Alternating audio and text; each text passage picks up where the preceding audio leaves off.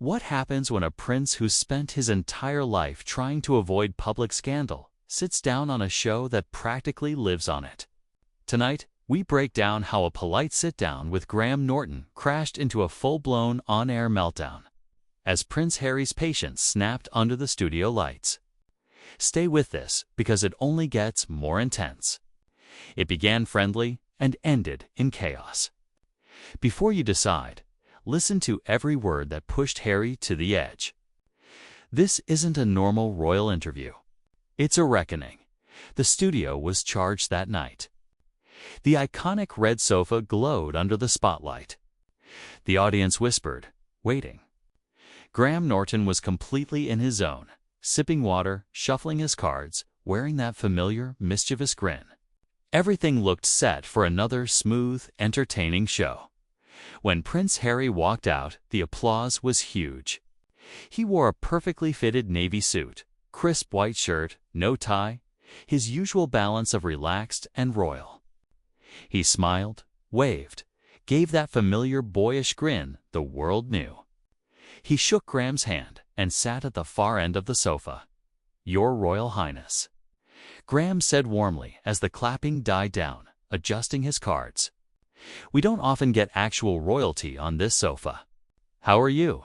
How's life these days?" Harry let out a polite laugh. "I'm good, Graham. Thank you. Busy, doing a lot of work with mental health veterans and just trying to live a bit more privately now." The audience clapped again. Graham nodded, eyes glinting. "Ah, yes.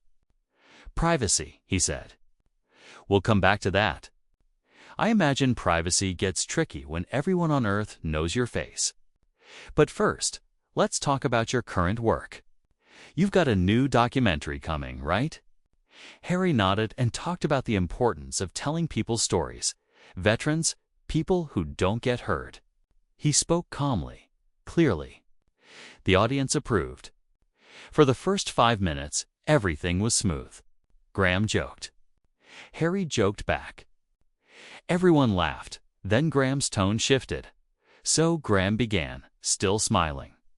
But now with a sharper edge, "You and Meghan stepping back from the royal family. Or is it stepping away? Or opting out? I lose track. What would you call it?"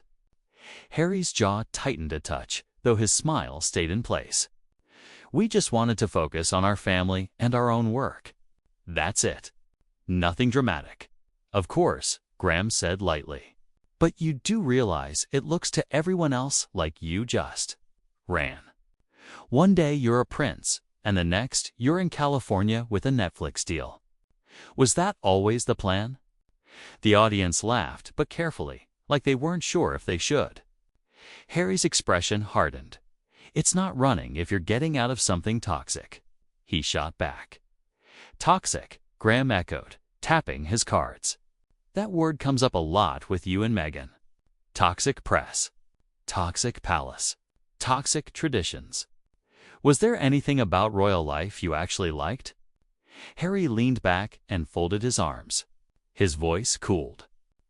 "That's not a fair question. I served my family and my country for years. But when it started harming the people I love, it was time to leave." "Harming how?" Graham pushed, still smiling, but with a glint. "Because of the press or because of the family?" Harry's voice dropped. "Both." The mood shifted. The audience could feel the tension rising. Graham flipped to the next card. "On that topic," he said smoothly, "let's talk about Meghan. A lot of people felt she'd never really fit in with the royal family. Some even claim she knew she wouldn't and went in with an agenda. How do you respond to that?" Harry wasn't smiling anymore. He stared straight at Graham. "That's nonsense. And honestly, it's a ridiculous question." Graham let out a small laugh and lifted both hands. "No offense meant. I'm just repeating what's already out there. These are the things people say." Harry leaned in. "Then maybe people shouldn't say things they know nothing about." A nervous ripple went through the crowd. Graham noticed it. He kept going anyway. Fair enough, he said smoothly. But let's be honest. You moved halfway across the world. You cut ties with your family. And yet you're still on magazine covers and TV screens everywhere. If you wanted privacy so badly, why not just disappear quietly instead of staying visible? That was where Harry's calm started to crack. He let out a short, humorless laugh. You really don't get it, do you? Graham tilted his head. Oh, I think I do. But I'd love to hear you explain it.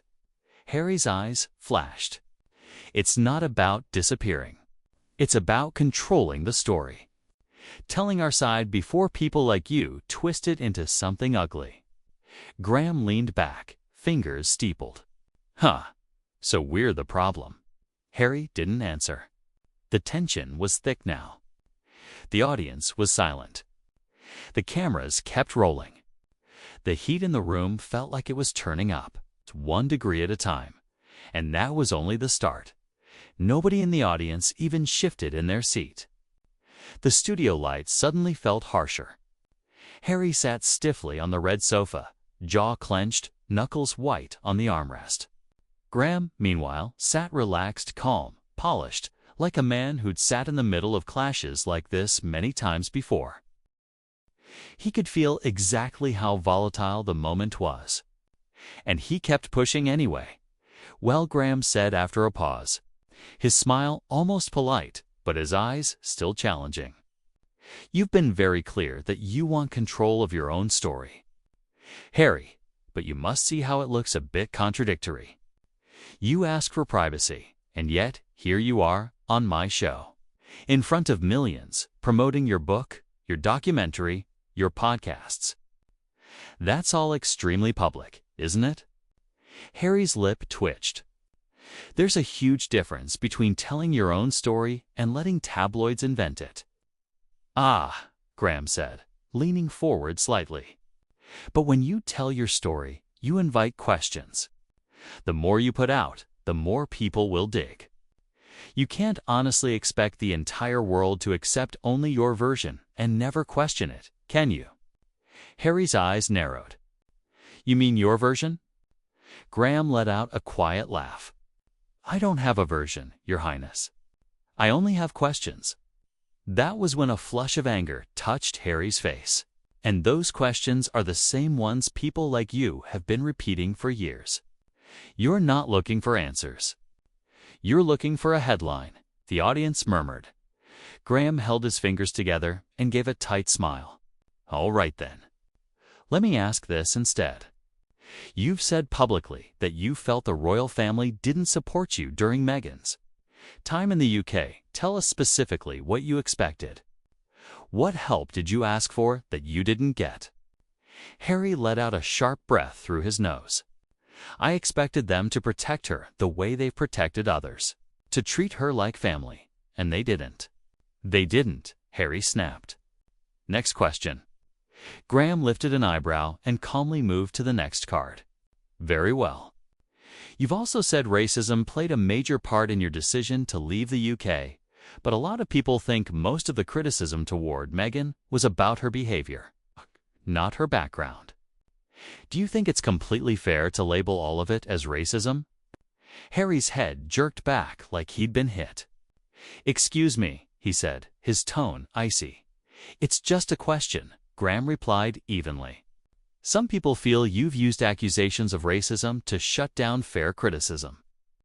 Can you see why it might look that way? Harry leaned in, his voice rising. No, Graham.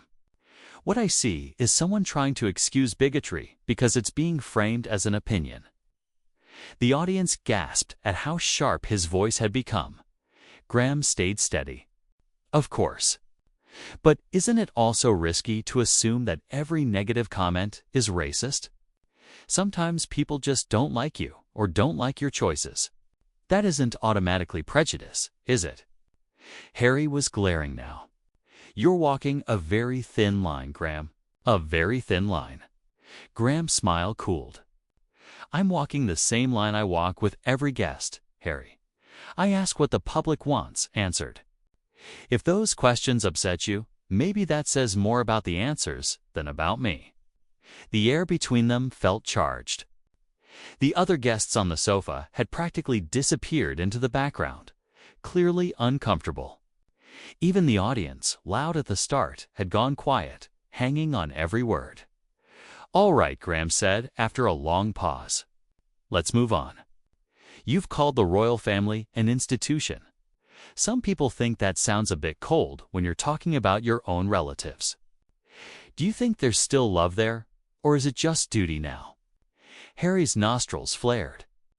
His fingers dug into the sofa cushion. "I love my family," he said slowly, his voice tight and low. "But love doesn't fix anything when loyalty only works in one direction." "Interesting," Graham murmured. "Do you think they feel the same about you? That you've been disloyal to them?" Harry turned toward him sharply. "You don't know them. You don't know me. So don't act like you do." Graham's tone stayed smooth. "I'm only asking what millions of viewers are already thinking." Harry shook his head and let out a bitter laugh. "You're not asking. You're accusing. That's what you do. You wrap mockery and judgment in entertainment and pretend it's honest." Graham's smile flickered. "Entertainment and journalism aren't mutually exclusive," he said quietly. Harry's voice jumped a level, his control slipping. "You think this is journalism? You think dragging people onto your sofa and tearing them apart like they're on display is journalism?" Harry Graham began. "No," Harry cut in, his voice slicing through the silence. "Don't harry me. You sit there with your cards and your smirk and act like you're above it all. You act like making people laugh means you're not hurting them. But you are. You just don't care enough to notice." The words hit the room and everything went dead still. For the first time all night, Graham's expression hardened. He leaned forward a little, locking eyes with Harry. "And you?" he said evenly. His voice, quiet but edged in steel, seemed to think that because you've suffered, you're untouchable. But you're not. You came here knowing exactly what would be asked. And now you're showing everyone why people say you can't handle it." Harry went still. His eyes were blazing, his breathing faster. The audience sat in stunned silence, the tension thick enough to feel. His hands were shaking slightly in his lap. For a moment, it looked like he might stand up and walk out. But he stayed for now. For several seconds, the whole studio froze. The audience stared, silent and wide-eyed. The air felt heavy. The cameras kept rolling, catching everything. The strain in Harry's jaw, the flicker of challenge behind Graham's eyes, and the stiff, uneasy faces of the other guests, who looked like they wanted to disappear into the cushions. Harry's breathing was audible now, shallow and quick. He sat rigid, fists clenched so tightly his knuckles had gone white.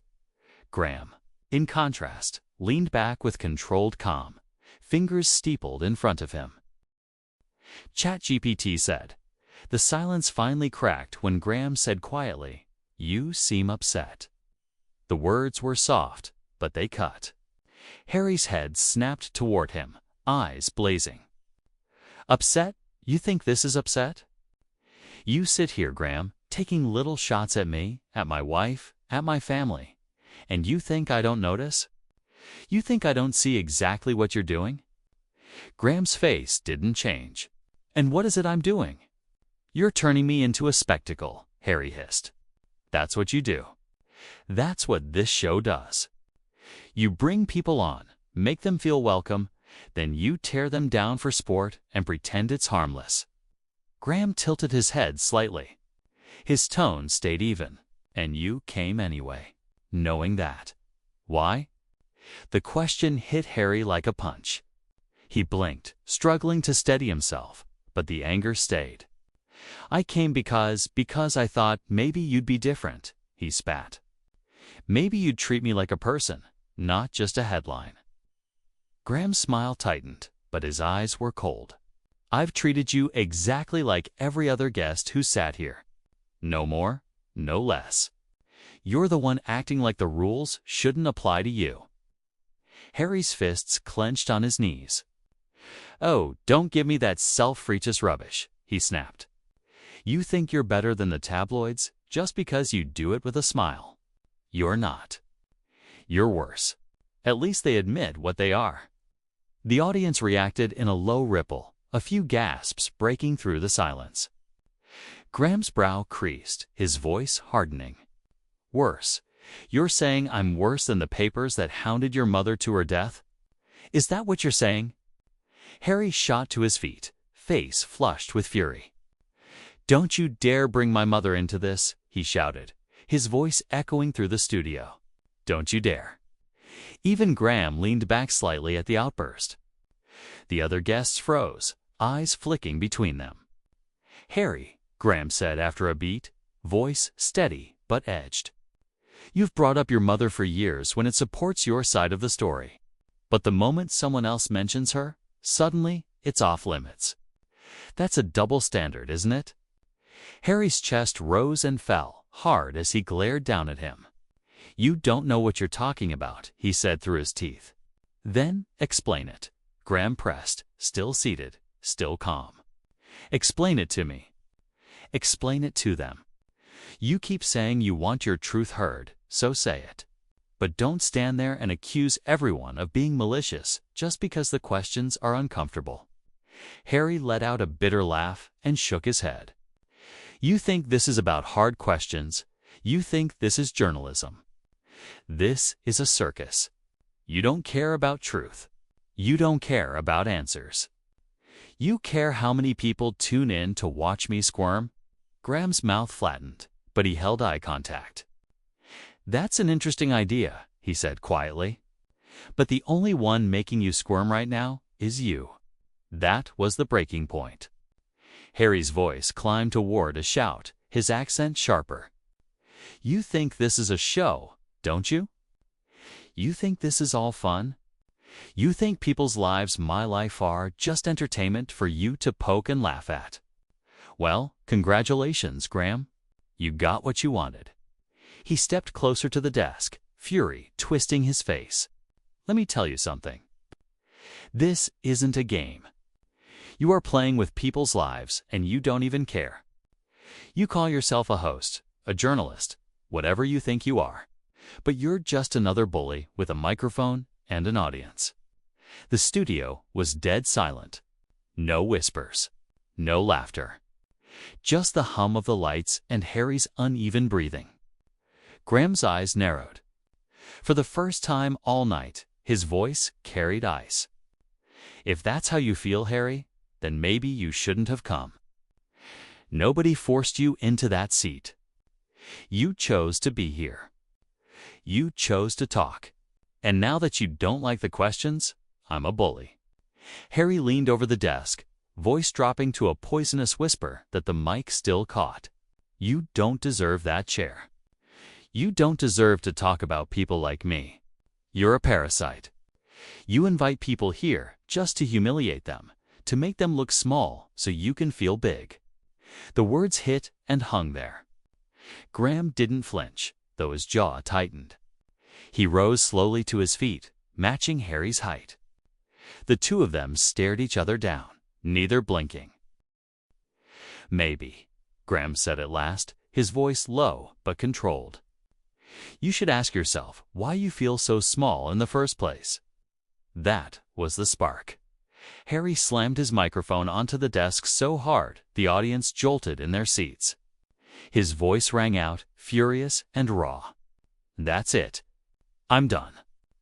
You think you can drag me and my family through the mud and call it entertainment? You think you're clever. You think you're better than everyone you humiliate up here?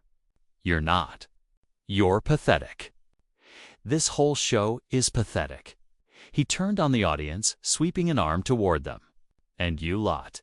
You sit here laughing while he tears people apart. Do you feel good about that? Do you? No one answered. He turned back to Graham, still shaking with anger, but loud enough for the entire studio to hear. You are everything that's wrong with this country, with this world. You dress up cruelty as wit and call it a job. Keep it, Graham. I won't play your game." With that, he spun away and headed for the exit. The camera stayed on him as he walked off. Footsteps echoing across the floor, shoulders stiff. Fists still clenched, Graham stayed standing behind his desk, face unreadable, fingertips resting on the edge of the table. The studio door swung shut behind Harry with a heavy thud. The audience stayed frozen. After a long, loaded silence, Graham finally exhaled and said quietly, almost to himself, "Well, that escalated quickly." The camera tightened on his face as he straightened his jacket. Still watching the door Harry had just walked through. The echo of the door slam hung in the air. For several long seconds, the room was completely still. No applause. No chatter. Just the fading sound of Harry's footsteps in the corridor. And then nothing. The other guests on the sofa glanced at each other, unsure whether to move or stay put. The camera stayed on Graham.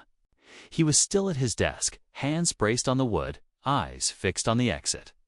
Then he smoothed his jacket, breathed out slowly, and faced the audience again. His familiar, dry half-smile returned, but this time it had an edge. "Well," he said lightly, "that was festive." A ripple of nervous laughter moved through the crowd. Some people clapped. Graham lifted a hand, and the room quieted again as his tone shifted. "Look," he began, "I want to say something, because clearly tonight went somewhere none of us expected. Least of all me. But here's the thing." He scanned the crowd, then looked straight down the camera. "I've been doing this job a very long time," he said, voice steady.